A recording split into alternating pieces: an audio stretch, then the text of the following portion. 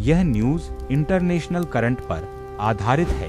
आप इसके माध्यम से तुर्की, पाकिस्तान, सऊदी अरब के बीच जो मक्का समझौता हुआ है उसे समझ सकते हैं। 7 अगस्त 2026 को सऊदी अरब, तुर्की और पाकिस्तान ने मक्का जॉइंट डिफेंस एग्रीमेंट पर हस्ताक्षर किए।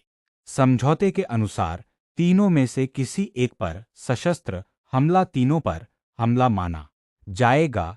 क्या यह भारत के लिए खतरा है या रणनीतिक अवसर? आज चर्चा करते हैं। पहला सवाल, मक्का समझौता वास्तव में है क्या? 7 अगस्त 2026 को मक्का में सऊदी अरब, तुर्की और पाकिस्तान ने मक्का जॉइंट डिफेंस एग्रीमेंट पर हस्ताक्षर किए। तीनों देशों का आधिकारिक कहना है कि यह समझौता सामूहिक सुरक्षा, प्रतिरोध क्षमता और क्षेत्रीय शांति को मजबूत करने के लिए है। इसकी सबसे महत्वपूर्ण बात है, एक सदस्य पर सशस्त्र हमला बराबर तीनों के खिलाफ हमला। इसके साथ रक्षा सहयोग को बढ़ाने की बात भी कही गई है। लेकिन यहाँ एक जरूरी सावधानी है, इसे अभी नाटो की हूबहू कॉपी कहना। सर, अब आते हैं असली सवाल पर। भारत को इससे चिंता क्यों होनी चाहिए? क्योंकि इस समझौते में पाकिस्तान शामिल है और पाकिस्तान भारत का पड़ोसी है। भारत पाकिस्तान के बीच पहले से ही सुरक्षा संबंधी तनाव और सीमा विवाद मौजूद है। अगर पाकिस्तान को सऊदी अरब की आर्थिक शक्ति और तुर्की की रक्षा क्षमता से अतिरिक्त रणनीतिक समर्थन मिलता है, तो पाकिस्तान की डिप्लोमेटिक और मिलिट्री बार्गेनिंग पावर बढ़ सकती है। यानी भारत के लिए समस्या केवल ये नहीं है कि 3 देश एक साथ आ गए।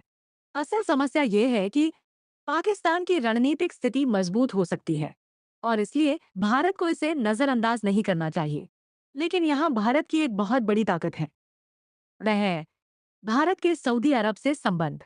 अगर कोई यह मान ले कि सऊदी अरब अब पाकिस्तान के साथ है, इसलिए भारत के खिलाफ है, तो यह अंतर्राष्ट्रीय राजनीति को बहुत सरल तरीके से देखने जैसा होगा।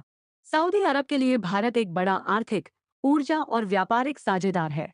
इसलिए भारत को सऊदी अरब को केवल पाकिस्तान के नजरिए से नहीं लेकिन देखना मैडम, चाहिए, दूसरा बड़ा बल्कि खिलाड़ी भारत को अपनी तुर्की है। कूटनीति का लक्ष्य तुर्की के बनाना साथ चाहिए। भारत के संबंधों में कई पाकिस्तान मुद्दों पर सऊदी मतभेद हैं। रिलेशनशिप को लेकिन इंडिया भारत के सऊदी लिए एक रिलेशनशिप महत्वपूर्ण के खिलाफ सिद्धांत हो जाने से चाहिए। रोकना। मतभेद का यही मतलब असली संवाद डिप्लोमेटिक खत्म करना चैलेंज है। नहीं है। तुर्की की नेटो सदस्यता, उसकी भौगोलिक स्थिति और उसका बढ़ता रक्षा उद्योग उसे एक महत्वपूर्ण रीजनल पावर बनाता है। इसलिए भारत को तुर्की के साथ संवाद के चैनल खुले रखने चाहिए। अब इस समझौते का सबसे सकारात्मक पहलू समझिए। ये समझौता भारत के लिए केवल खतरा नहीं है, ये भारत को एक महत्वपूर्ण अवसर भी देता है। क्यों?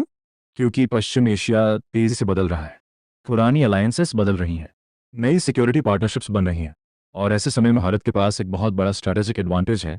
भारत को चाहिए सतर्क कूटनीति, मजबूत रक्षा क्षमता, सऊदी अरब और गल्फ देशों के साथ गहरे संबंध, तुर्की के साथ संवाद, पाकिस्तान के प्रति स्पष्ट डिटरेंस।